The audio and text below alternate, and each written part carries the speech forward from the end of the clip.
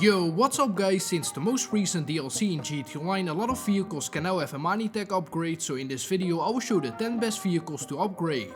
First I will explain what Imani tech is. They are special upgrades as part of the agency. In order to get these upgrades you need the vehicle workshop in your agency. There are now over 50 vehicles that you can upgrade with Imani tech. The upgrades are as follows. We will start with armor plating. This gives additional protection and resistance to explosive damage. This upgrade will cost you $150,000. If you then scroll down to remote control, you can choose one of these two options, with the first one being remote control unit for $235,000. This allows you to take control of your personal vehicle remotely, and this is how you do so. Open your interaction menu, then go to manage vehicles and select remote control vehicles. Then choose your personal vehicle, so this is pretty much the same as a RC Bandito. You can now drive with your personal vehicle without anyone being in the car. Better yet, your character won't even show up on the map, so that's pretty OP. If you have them, you can drop mines and use your front miniguns and even detonate your personal vehicle. Keep in mind that if you do that, you will have to pay the price to recover your personal vehicle via Morse Mutual.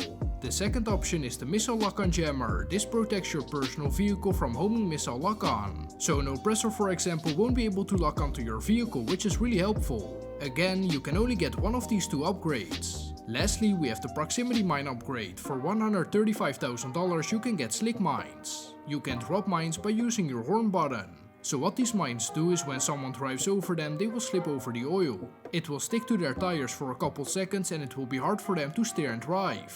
The overpowered part about it is that you have unlimited mines. Not all the vehicles from today's video can have all these upgrades. For example, a bike can't have armor plating or slick mines. Now let's get into the best Imani tech vehicles. We will start with the Terminus. It will cost you $1,877,500 on the Southern San Andreas Super Autos website. It's a 4-door SUV. There's also a police car version of it, but that will cost you like $5 million. This car is one of the best vehicles for off-road. Like, look at this, I wanted to see if I could drive up this hill. Even though it's really steep, it drives up to it with ease. That's mostly because this car has insane acceleration with of course great traction and a lot of power. It can easily go over obstacles and it's the 4th fastest off-road vehicle. You also want a car to look good, and I think this car looks dope. It has a bunch of different customization options. You can have different doors, items on your hood, you can remove a part of the roof, you can change the back tire and more. Moving on to a more special car is the Paragon R Armored. It can survive one explosion, it has bulletproof windows and miniguns on the front. You can unlock this one for free by completing all the casino missions for Miss Baker. So you do need to own a penthouse, but you make all the money back after completing all the missions and you will get this awesome car. Now the next car is the best one in this video, at least in my opinion, because there are still a couple left that are actually more useful. So this is the Virtue. It's an electric car, it drives really well and it has a great top speed. You can even equip Imani tech on this car. That means that if you buy the armor upgrade, it can take up to 10 homing missiles. You can put slick mines on it and some more cool Imani tech features. Usually this is a $3 million car, but you can unlock it for free if you complete all the first dose and last dose missions for Dex. There are a lot of different Buffalo cars. The best Imani tech Buffalo car in my opinion is the EVX. This is an electric car. The Buffalo STX is also a really good car that can have Imani tech. If you're more a fan of engine cars, I recommend buying the STX. You can buy the EVX for $2.14 million on Legendary Motorsport. It can pretty much have all the Imani tech upgrades, and on top of all that it also has HSW performance upgrades. With those upgrades it can reach a top speed of 145 miles per hour or 233 kilometers per hour, making it one of the fastest cars in the game. The Buffalo EVX is an armored vehicle, and with full armor it requires 12 homing missiles to be destroyed. You can now also get Imani tech on bikes. The best one to use is the Betty 801.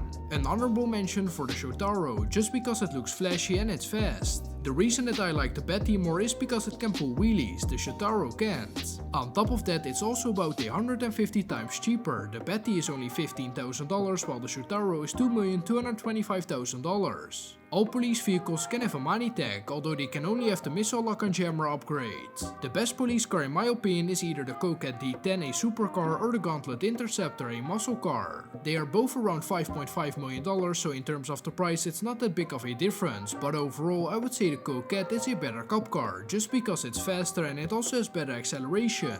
Moving on to the Duke Odette. It has decent bulletproof protection and it can survive a couple explosions. Don't think you are invincible in this car though, you can easily get shot from the side. A lot of players think they can't get shot in cars with these kind of windows. You can find this car on the Warstock website, filter by the lowest price and you will see it over here. It's a good car in general, and if you don't own it already, definitely get your hands on it. Next we have the classy Vigorosi X with a top speed of 157.50 miles per hour or 253.47 kilometers an hour. It will cost you $1,947,000 on the San Andreas Super Autos website. Then we have the Guardiatelli GTO Stinger TT. It can of course now have Imani tech upgrades, but it's also the second fastest car in the game. With HSW upgrades it can reach a top speed of 168.50 miles per hour or 271.17 kilometers an hour. So it's insanely fast, and its price tag is $2,380,000 on the legendary motorsport website once again. It's a sports car if you're wondering.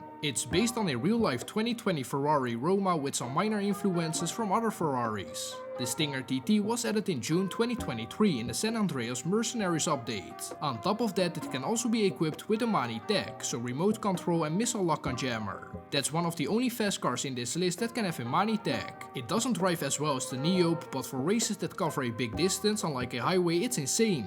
Although it's not my go-to car for races, that's because there's a new car. The winner of the fastest HSW car and automatically the fastest car in GT Online is the new Bravado Banshee GTS. They added this on December 10, 2024 in the latest Agents of Sabotage DLC. Its top speed is 172.50 miles per hour or 277.61 kilometers an hour with a price tag of $1,989,500. You can find it on the legendary motorsport website once again. I also believe it's the free claimable vehicle at the Vinewood Car Club garage for GTA Plus members. This is the first car ever in GT Online that goes faster than 170 miles per hour. You could already see it coming, knowing that the Banshee GTS is also the fastest non-HSW car, so imagine how fast it goes with HSW. The HSW upgrade will cost you $1.9 million, so in total this car will cost you $3.9 million. That's without all the other upgrades, so probably like $5 million to cover everything. Now in the past week I have tested this car in a couple races, and let me tell you, it's definitely the best car in the game. Besides that it's really fast, it feels really smooth to drive in, it's great in turns, the acceleration is amazing, and because it's a pretty light car with low suspension, it also has great traction. Not to mention how good the brakes are. For me, it's not my go-to car for races. It's a sports car, so unfortunately I can't select it in any race, but when it's set to the sports class you should definitely use this one. And don't forget the looks. In my opinion this car looks dope. There are some crazy customization options, and it's also an iconic car in the GTA series, especially the blue version with a white stripe. It's based on a real-life Dodge Viper GTS, which is also a very popular car. Hopefully this video helped you guys out, and I will catch you in the next one. Bye bye!